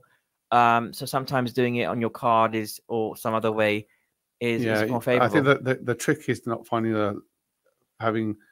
going to a non-touristy area to get good rate. To be honest, touristy areas the rates aren't very good. Yeah. But in I think certainly what you're saying is certainly true in Pakistan. So whenever you go to Pakistan, basically, you get a better rate locally there. It's because it's all on the black market.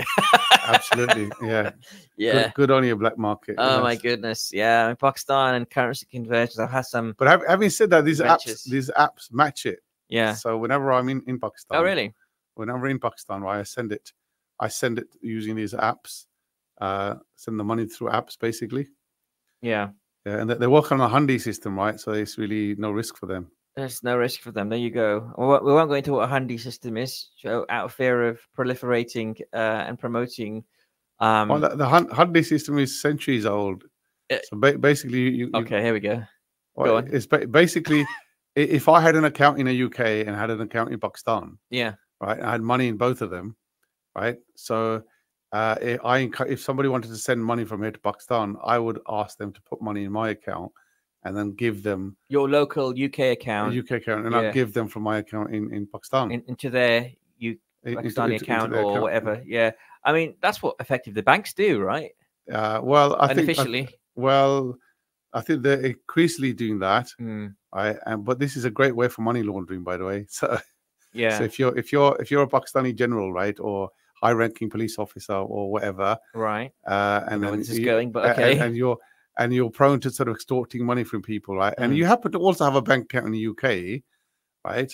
And what you do is you get UK people to send money, but that money ends up in a UK account, and then the extorted money just gets circulated with the locals. I will say, and automatically that money is filtered, cleaned. I want to be careful here, because I will say that Inspire FM or our partner stations do not condone this method of money transfer. We're just talking about it for quote unquote informational purposes as to what happens. So yeah, but I mean, my strong suggestion is go via the official mechanisms of money transfer, and that's the safest way of doing it. That's my strong recommendation to people. But I want to go into another topic as well. I'm moving swiftly away from that topic. I want to go on to the next topic, which is about moon sightings, Eversab. Moon sighting, yes. Yeah. So moon sightings are a hot topic these days. And it's interesting because our next guest that we're about to speak to has a very aptly named title as well. He needs to sort his line out, though, before I bring him on, because his line is crackling. Let me just try one more time. Oh, it's definitely got a dodgy connection there. Let me just try one more time. Oh, let's try it. Yeah, it's crackling a bit there. But just tell me more about this, Eversab, about moon sighting and why this is an important topic, you reckon? Well, to be honest, I've spent a good few years trying to sort of grapple with this issue about when Ramadan starts and when months start and when the year starts, etc. And there's lots of different opinions. Basically, people who follow Saudi and Morocco and South Africa, but very few people have actually said, well, actually, why are we relying on information from Saudi or Morocco or South Africa or Pakistan or whatever? Why can't you do your own calendar and your own spotting in the UK? People have just said, "Oh, it's too cloudy here most of the time." I was going to say it's too blooming cloudy. Too blooming cloudy, but not all the time, for heaven's sake. Yes, it is. It's cloudy all the time. No, it's overcast. Not cloudy all the time. 99.9. Well, as a person who's going to refute that for you, right? So we've got experts to come and talk about it. Okay. And I think the idea really is to see if we can come to some sort of a consensus here. All right. Ultimately, to have Eid and Ramadan and all the other sort of critical dates that we have on our religious calendar to be uniform. That's interesting. Yeah, I mean that's an interesting one, but it's a very controversial one as well. And what I want to put to our next guest, who I'll introduce in a moment, is specifically around unity, because one thing we want to try and do more of in this community, I'm talking about the Muslim community, is create unity. And I think one thing that everyone celebrates and gets happy about is when we do Eid on the same day. Like when the country does Eid on the same day, that makes everyone feel good. Except school kids, right? Who got an excuse to take 2 days off. Basically. Yeah, but forgetting about that bit, but specifically around all mosques doing Eid on the same day, that is a lovely thing to achieve.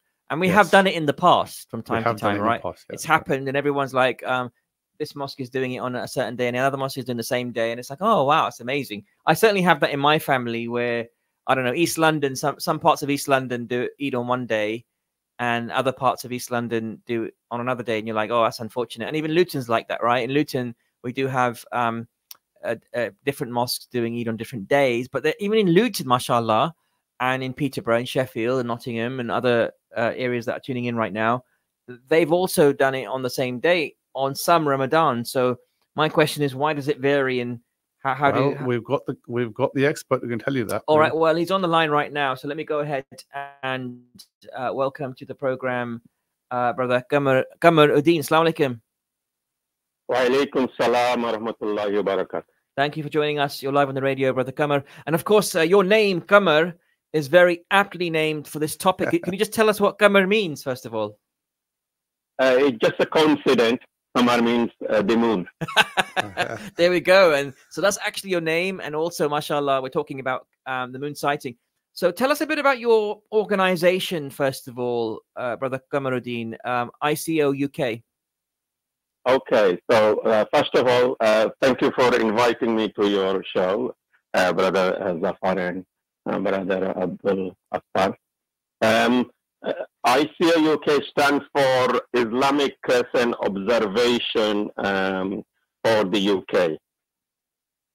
We started moon sighting research back in 1998 on a worldwide level, all the way from the Far East, Malaysia, Indonesia, to Middle East, Asia, Europe, and America. And about 10 years later, in 2008, we decided that we can't fix the whole world moon sighting, doing it over 5 days instead of 1 or 2 days.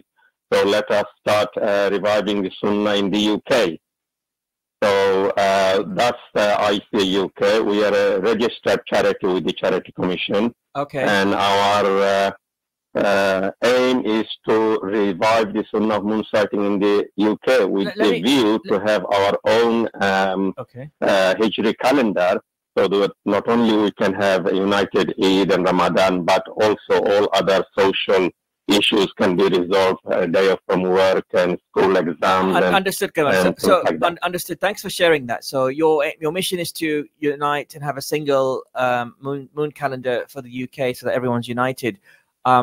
I would suggest that this could potentially disunite, because the Prophet ﷺ said that the Muslim Ummah is one body, and some people, as you know, in Islam and jurisprudence, there are different opinions regarding moon sighting.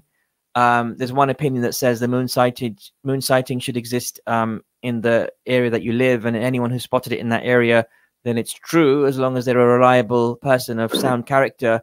Some people say, well, if it's been spotted in Mecca, which is regarded as, you know, the central place of Islam, it could be argued, then it's eligible for the whole world. Some people say, well, if it's spotted anywhere in the world, therefore it applies for all parts of the world. For example, when it's spotted in some of the eastern parts of Australia. What's your interpretation? Because, quote unquote, reviving the Sunnah may be different for different people. Brother, I didn't want to get into the details of a thick argument, although I can cover that in detail with any scholar. Hey, we haven't got time for the detail, but I'm curious to know your positioning. Yeah. There are two aspects to moon sighting. One is reviving the Sunnah as an individual, regardless of what the community or what the local authority makes a decision of. So one is individual Sunnah, and another is Fard al-Kifaya. To have a united calendar is a Fard al-Kifaya, communal obligation. Local sighting, and regional sighting, and global sighting, and Saudi sighting, and the placeholder calculation, all this has come out quite recently. For at least 500 years since the starting of the Hijrah of Rasulullah Islam, everyone did moon sighting from their own country or own location, and that is an established fact because we know that they didn't have this international communication, which was came into public domain in the 1980s when international telephone came into existence. Before that, everybody followed their own moon sighting, and even though some of the views that you have expressed from any country, if you look at the dominant countries who follow any one of the madhab, you will find they follow their moon sighting from within their country. Can you name me one country that you think that follows the logo? I don't know enough about the subject, to be honest, to challenge this. But what I will say is that you know, we're no longer living 500 years ago. We're living in 2024. So those who are skeptical of what you're trying to achieve will say, why don't we use technology to sorry, I missed what you said. Can you come back again? Oh yeah, of course I can. We've only got a couple of minutes, so Kamara, I think what we should do, Kamaruddin Saab, is we should have you in the studio, or maybe spend longer on this topic. Which is something that we're going to do near the time. I think they are. Yeah, okay, brother. Abdul Akbar, before you go, sure. Our next moon sighting is on Monday, Tuesday, 5 and 6 of August 2024. And I'd like your listeners, if anybody would like to spare half an hour, 1 hour, have to be there at this spot before sunset to see where the sunset is. Amazing. And divide the sunnah. Whether you follow it or somebody not is where is that, Brother matter. Kamar? Where can they go to have a look at that? It's amazing. Go for it. They can, if the moon is high, then they can look at from any open space with a clear view of the western horizon where they can see the sunset. But because we're in a high latitude countries where some months of the year, especially in the winter, the moon appears low, one of the best locations near Luton is Dunstable Downs. Dunstable Downs, of course, yes. It's a very high location, and you can see sunset very clearly, and you have a very good chance to see it. That's fantastic. So if anybody from the nearby masjid, like Masjid Zakaria, I believe, within 10 minutes, if they can email your studio, we can give them training remotely or in person. We have volunteers throughout the whole country. That's amazing. Brother Kamaruddin, Jazakallah khair for that. What an amazing... Yeah, I think it's a massive initiative. I think Inspire FM is getting involved in this. Well, let's go down to Dunstable Downs on the sunset of this Monday and check it out, inshallah. Looking forward to that. Well, listeners, let me go ahead and thank Kamaruddin for starting this initiative of reviving the Sunnah. We'll have him on the program to get the lowdown on the details. Definitely don't want to give him a short amount of airtime, but this has been an amazing program. Thanks for tuning in. Until next week, take care of yourselves. Assalamu alaikum.